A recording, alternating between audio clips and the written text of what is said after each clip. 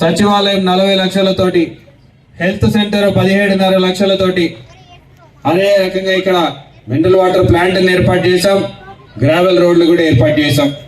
మొత్తం కలిపి సంభవరం గ్రామంలో 2,25,00,000 రూపాయలని ఈరోజు ఖర్చు పెట్టామని చెప్పడానికి కూడా చాలా గర్వపడుతూ ఉన్నాం.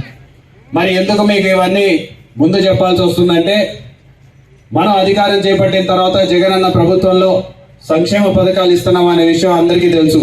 ఈరోజు ప్రతి అక్క చెల్లమ్మకి, ప్రతి అవ్వాతాతకి అందరికి కూడా అమ్మఒడి, చేయూత, చేదోడు, ఆసరా, రైతు భరోసా, విద్యా దీవెన, వసతి దీవెన, విద్యా కానుక, ఇంటికాడికి పెన్షన్, ఇంటికాడికి రేషన్, ఇంటికాడికి వాలంటీర్లు, గ్రామాల్లో సచివాలయాలు, ఇవన్నీ కూడా నేను మీకు చెప్పాల్సిన పనిలో మీరు అవన్నీ కూడా చూస్తున్నటువంటి పరిస్థితి.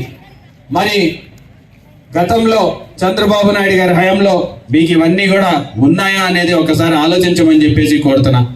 ఈరోజు ప్రధాన ప్రతిపక్షమైనటువంటి తెలుగుదేశం నాయకులు సంక్షేమం మాత్రమే జరుగుతుంది, అభివృద్ధి జరగలేదు అని చెప్పేసి వాళ్ళు చెప్తున్నారు. కాబట్టి ఇందాక నేను చెప్పినటువంటి పనులు మనం గ్రామంలో చేశామని చెప్పి ఈరోజు మనం చెప్తూ ఉన్నాం.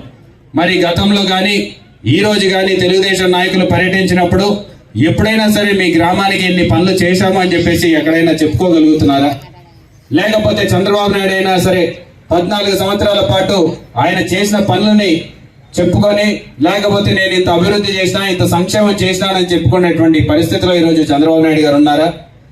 మరి ఒకవైపు ఏమో జగనన్న చేసిన దాని గురించి చెప్పి, మీ ఇంటికి మేలు జరిగితేనే మాకు ఓటేయండి అని చెప్పి ఈరోజు ధైర్యంగా అడుగుతున్నటువంటి పరిస్థితి. ఇవన్నీ కూడా మీరు ఆలోచించాల్సిన అవసరం ఉంది.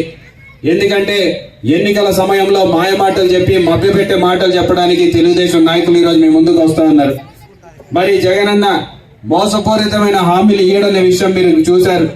గత 5 సంవత్సరాలలో ఈరోజు చెప్పినవన్నీ కూడా 99% హామీలు నెరవేర్చి మరొకసారి మీ ముందుకు రావడం జరిగింది.